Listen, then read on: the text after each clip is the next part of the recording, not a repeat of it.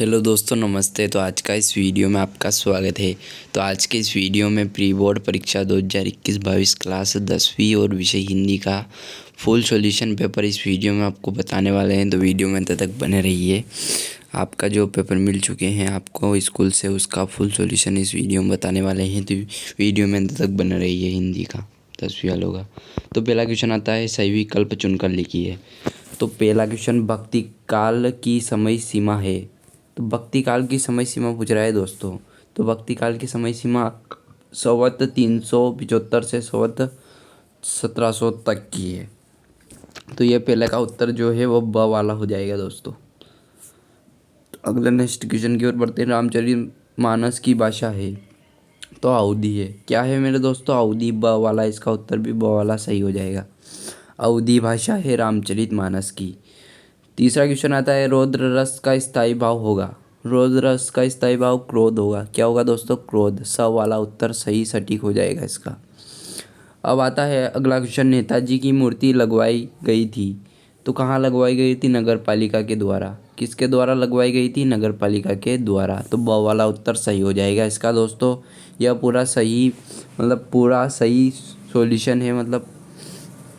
आपको कहीं जाने की ज़रूरत नहीं है, आपके इस वीडियो में सॉल्यूशन मिल जाएगा। पूरा सॉल्यूशन राइट है, पूरे 80 में से आपके 80 अंक आएंगे। तो ये आ रहा है आपका पांचवा क्वेश्चन, चिकित्सा का समास विग्रह होगा। तो चिकित्सा के लिए आलय। क्या होगा? चिकित्सा के लिए आलय। सांप निकलने पर डरकर भागे भोलेनाथ आकर छिपे थे।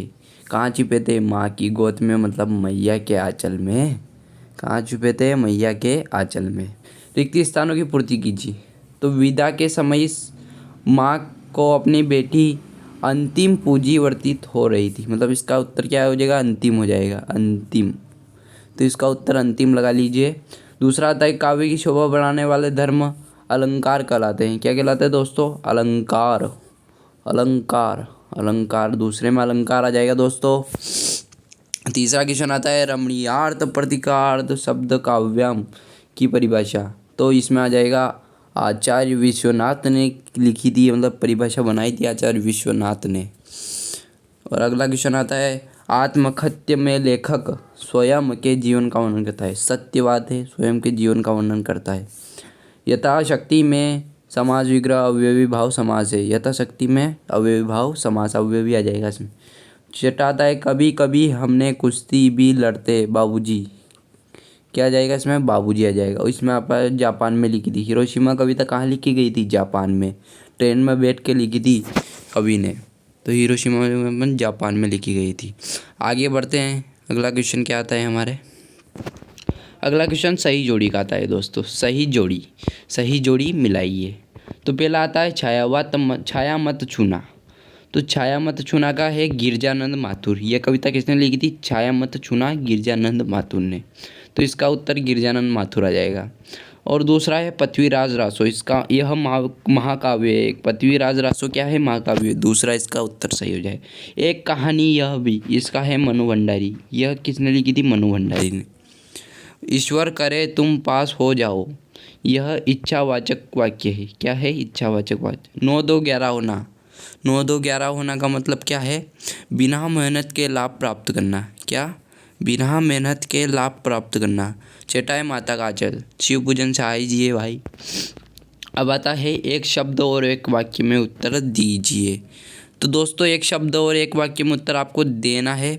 विश्व के संकल जन कैसे होते हैं? तो गर्मी से परेशान को कैसे हो रहे थे? तो किससे हो रहे थे परेशान? वो गर्मी से परेशान हो रहे थे। किससे? विश्व के सकल जन कैसे हो रहे थे? गर्मी से परेशान। तो इसका उत्तर क्या आ जाएगा? गर्मी से परेशान। तो इसका उत्तर ये स्क्रीनशॉट ले लीजिए इन क्वेश्चनों के आप। दूसरा आता है, तप्त धारा का सांकेतिक अर्थ क्या है? दुखों से पीड़ित धरती। क्या हो जाएगा? दुखों से पीड़ित धरती। वर्ण मात्रा यति आदि में नियोजित शब्द रचना को कहते हैं। क्या कहते हैं दोस्तों? छंद कहते हैं। क्या कहते हैं? छंद। और चौपाई छंद में कुल कितनी मात्राएं होती है? प्रत्येक 4 चरणों में 16-16 मात्राएं होती है। क्या होती है? प्रत्येक 4 चरणों में 16-16 मात्राएं होती है। तो इनका आप स्क्रीनशॉट कर लीजिए दोस्तों। चैनल पर जो भाई नया है चैनल को सब्सक्राइब करें। और पांचवा क्वेश्चन आता है, नेताजी की मूर्ति कितनी ऊंची थी? तो कितनी ऊंची थी? 2 फीट ऊंची। कितनी मतलब 2 फीट ऊंची नेताजी की मूर्ति थी। छठा आता है हमारे क्वेश्चन, उपासना करने वाला क्या कहलाता है? उपासक। क्या कहलाता है दोस्तों? उपासक। उपासना करने वाला जैसे कि उपासक। और हिंदी का पहला आंचलिक उपन्यास कौन सा माना जाता है? मेला आंचल। मेला आंचल माना जाता है। क्या जाता है? मेला आंचल। अब आते हैं सत्य और असत्य लिखिए। तो आपका राजा का धर्म है कि प्रजा प्रजा को ना सताए, सत्य बात है भाई, ये गोपियों ने की थी। खंड काव्य मुखत्व काव्य का भेद है, असत्य नहीं है भाई। कहानी उपन्यास की अपेक्षा छोटी होती है, सत्य। प्राचीन भारत में स्त्रियां अत्यंत विदुषी थी, सत्य। सिद्धांत स्वस्थ है, सत्य। और ताकेश्वर ही भोलेनाथ थे, सत्य। सत्य बात है, ताकेश्वर भोलेनाथ थे उस पार्ट में है, माता के आंचल पार्ट में। तो ये हाफ के हो जाएगा। जैसे कि ये दूसरा का असत्य है और दूसरे में असत्य है और सब में सत्य है दोस्तों, सत्य असत्य में। तो और अब इसके बाद जो अगले नेक्स्ट वीडियो में मैं और सॉल्यूशन बता दूंगा, जैसे कि छायावाद वगैरह का। तो आप चैनल को सब्सक्राइब करना ना भूलें और बेल बटन को प्रेस कर दे। थोड़ी 1 घंटे भर बाद आपके और वीडियो का सॉल्यूशन आ जाएगा, इसलिए चैनल को सब्सक्राइब करना ना भूलें और बेल बटन को प्रेस कर दे दोस्तों।